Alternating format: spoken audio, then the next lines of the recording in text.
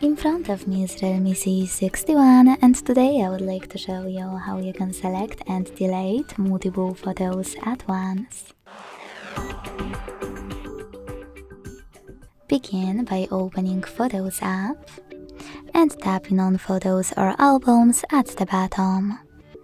Then select your photos that you wish to delete, hold one of them and use Select All at the top right corner.